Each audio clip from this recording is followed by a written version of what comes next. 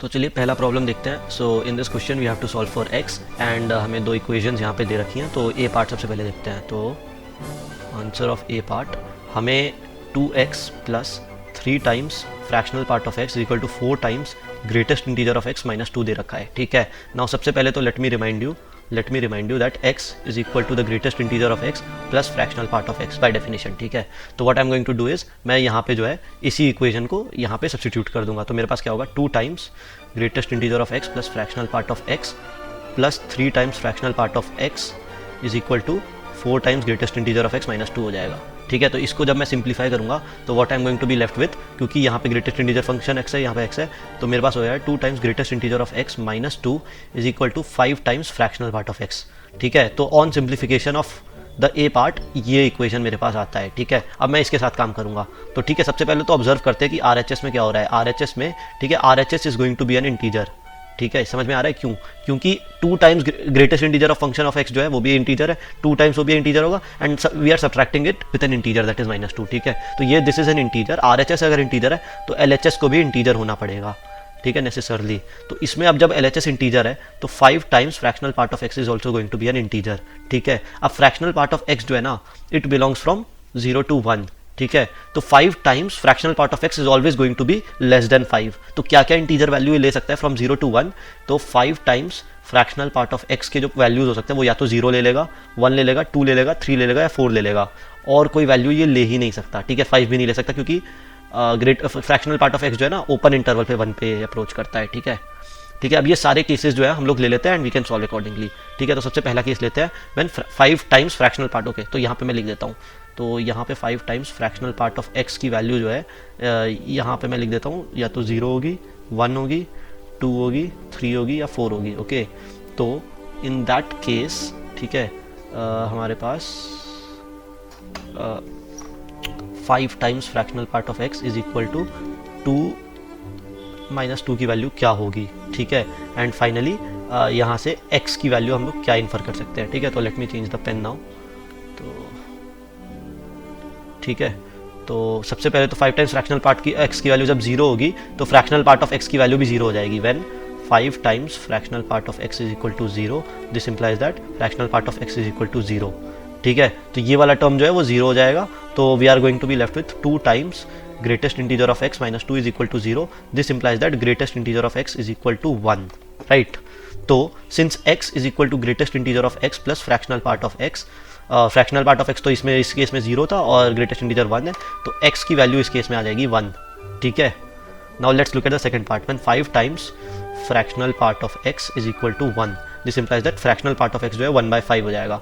ठीक है, तो 5 times fractional part of x जो है इस केस में 1 हो गया, तो we are left with 1 is equal to 2 times greatest integer of x minus 2। ठीक है, तो इसको इस तरफ ले जाएंगे तो this is going to be 3 and we are going to be left with greatest integer of x equal to 3/2, which is not possible क्योंकि ग्रेटेस्ट इंटीजर ऑफ x जो है it is always an integer. ठीक है, and 3/2 is not an integer, तो इससे कोई solution नहीं मिलेगा आपको को। ठीक है, अब सेकंड केस लेते हैं। व्हेन 5 टाइम्स, मतलब थर्ड केस लेते हैं, greatest fractional part of x equal to 2।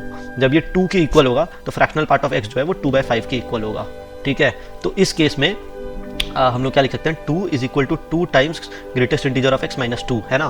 तो यहाँ पे हमारे पास आ जाएगा 4, तो ग्रेटेस्ट इंटीजर ऑफ x की वैल्यू जो है यहाँ पे 2 आ जाएगी अपने पास। ठीक है, विच इज पॉसिबल। ठीक है, since x is equal to greatest integer of x plus fractional part of x, we can write x is equal to 2 plus 2/5। ठीक है, विच इज 4/10, तो this is going to be 2.4। ठीक है, ये हो गया। अब थर्ड केस पे आ जाते हैं। ठीक है, when 5 times fractional part of x is equal to 3, तो फ्रैक्शनल पार्ट ऑफ x की वैल्यू आ गई 3/5 मेरे पास। ठीक है, तो what I can write is greatest integer of function of x की वैल्यू होगी 3 is equal to 2 times GIF of x minus 2। तो इससे मेरे पास आ जाएगी ग्रेटेस्ट इंटीजर ऑफ x जो है ये 5/2 आ जाएगा, which is 2.5, which is not an integer. तो यहाँ से भी कोई सोल्यूशन नहीं आएगा। ठीक है, now let's look at the last case when this is equal to 4/5। ठीक है, the fractional part of x is equal to 4/5। तो इस केस में क्या होगा, 4 is equal to 2 times greatest integer of x minus 2 आ जाएगा। ग्रेटेस्ट इंटीजर ऑफ x जो है उसकी वैल्यू 3 आ जाएगी। ठीक है, तो मैं x लिख सकता हूँ, x equal to 3 plus 4/5 is equal to 3.8। तो एक सोल्यूशन मेरे पास 3.8 आया, एक 2.4 आया एंड एक 1 आया। ठीक है, so the value of x are, the values of x are 1, 2.4 and 3.8 and that is all the solution to the first equation. ठीक है, तो first equation we are done. Now let's look at the b part of this question. ठीक है। तो B part में सबसे पहले तो ऑब्जर्व करते हैं, सबसे पहले तो यहाँ पे ये वाला इक्वेशन जो है इसको चेंज कर देते हैं, ठीक है। तो what we can write is fractional part of x is equal to x minus greatest integer of x, ठीक है। तो अब मैं क्या लिखूंगा यहाँ पे, so this reduces to 3x plus 5 times 3x plus 5 times x minus GIF of x is equal to 4 times 2x plus 3, ठीक है। तो इसको ऑन सिंप्लीफिकेशन में लिख सकता हूँ 8x is equal to 4 times 2x plus 3 plus 5 times greatest integer of x। चलो ठीक है, अब यहाँ पे एक चीज़ बहुत बढ़िया ऑब्जर्व करने को देखोगे, ठीक है। This is an integer, greatest integer of 2x multiplied by 4 is also is an integer and 5 greatest integer of x is also an integer, ठीक है। तो RHS, तो यहाँ से मैं कंक्लूड करूँगा RHS जो है वो इंटीजर है, दिस इंप्लाइज दैट LHS भी होगा इंटीजर, ठीक है। This implies that 8x is going to be an integer, ठीक है। तो इसका मतलब क्या है, मेरी 8x की वैल्यू जो है वो या तो 1 2 ऐसे 3 4 मतलब या तो 0 भी हो सकती है, ठीक है, ऐसे ही हो सकती है, ठीक है।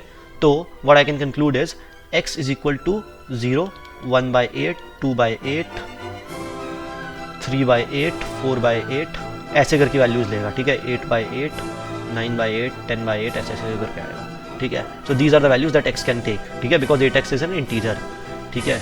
तो चलो सबसे पहला केस लेते हैं, व्हेन, ठीक है, when 2x is equal to 0, this implies that x belongs from 0 से लेकर 4/8 तक, ठीक है। 0 से लेकर 4/8 तक 2x की वैल्यू 0 होगी, ठीक है। दिस इंप्लाइज दैट जब यहाँ पे है तो यहाँ पे GIF ऑफ x जो है वो भी 0 होगा इन दिस ब्रैकेट, ठीक है। तो अपने पास होगा 8x is equal to 4 into 0 plus 3 plus 5 into 0, तो हमारे पास x की वैल्यू आ जाएगी 3/8, ठीक है। ये पहला सोल्यूशन हुआ, ठीक है, दिस इज केस 1, ठीक है। Now let's look at the second case. Second case में क्या करेंगे, 2x इज इक्वल टू 1 ले लेंगे, ठीक है। 2x इक्वल टू 1 ले लेंगे तो ग्रेटेस्ट इंटीजर ऑफ, तो this implies that 2x belongs from 1 से लेकर 2 तक, this implies that x belongs from 1/2 that is 4/8 से लेकर 8/8 तक, राइट, हाँ 8/8 तक, ठीक है, 1/2 से 1 तक मतलब, ठीक है। तो इस रेंज में जो है, इस रेंज में greatest integer of x is also going to be 0 still, ठीक है। 8/8 जो है ओपन ब्रैकेट में होगा यहाँ पे, ठीक है। तो what I can write is the equation is 8x is equal to, ऊपर से देखो ये वाला इक्वेशन, ठीक है। 2x की वैल्यू 1 है तो 4 इंटू 1 प्लस 3 प्लस 5 इंटू 0, ठीक है। तो आपके पास x की वैल्यू जो है वो 7/8 आ जाएगी इस केस में, ठीक है। तो x की वैल्यू 7/8 आ जाएगी which is in this bracket, ठीक है, इस ब्रैकेट में है। फर्स्ट में भी हम लोग को ये चेक करना था x इक्वल टू 3/8, वो इस ब्रैकेट में है, ठीक है। आ जाओ थर्ड केस पे आते हैं। अब थर्ड केस में क्या होगा, I will take the greatest integer of 2x equal to 2, this implies that x is going to belong from 8/8 to 12/8, ठीक है। थोड़ा सा मैथ करो जल्दी से, तुम लोगों को आंसर इसका पता चल जाएगा क्यों मैंने ऐसा लिखा है, यही होगा, हाँ यही होगा, ठीक है। तो इस ब्रैकेट में जो है ग्रेटेस्ट इंटीजर ऑफ x जो है वो 1 के इक्वल होगा, ठीक है। तो what I can write is 8x is equal to 4 into 2 plus 3 plus 5 into 1, ठीक है। तो 8 plus 3 11 plus 5 it is going to be 16, तो x इज इक्वल टू 2 आ जाएगा। Now x is equal to 2 does not belong here, ठीक है। तो इससे कोई सोल्यूशन नहीं आएगा। सिमिलरली जब मैं चौथा केस लूँगा, ये इसकी वैल्यू जब मैं 3 के इक्वल लूँगा, मॉड x की वैल्यू जो है उसमें भी 1 ही आएगी, एंड जब मैं इसको सिंप्लीफाई करूँगा 8x is equal to 4 into 3 plus 5 into 1, I will get 8x is equal to 12 plus 3 15 plus 20, तो x इज इक्वल टू 20/8 आएगा, x इज इक्वल टू 20/8 आएगा, विच विल नॉट बिलोंग, यहाँ पे x का जो भी ब्रैकेट आएगा उधर बिलोंग ही नहीं करेगा। तो इसका मतलब है इसके ऊपर कोई भी मैं नंबर ले लूँगा ना, 2x इक्वल टू जब मैं 4 भी लूँगा 5 लूँगा ऐसे ऐसे करके कुछ भी लूँगा, तो वहाँ पे वो जो है ना वो रेंज में बिलोंग ही नहीं करेगा, ठीक है। तो we are getting only 2 solutions for x, that is x equal to 3/8 and x equal to 7/8, therefore answer जो होगा अपना x equal to 3/8 and x equal to 7/8, these are the only 2 solutions to this problem.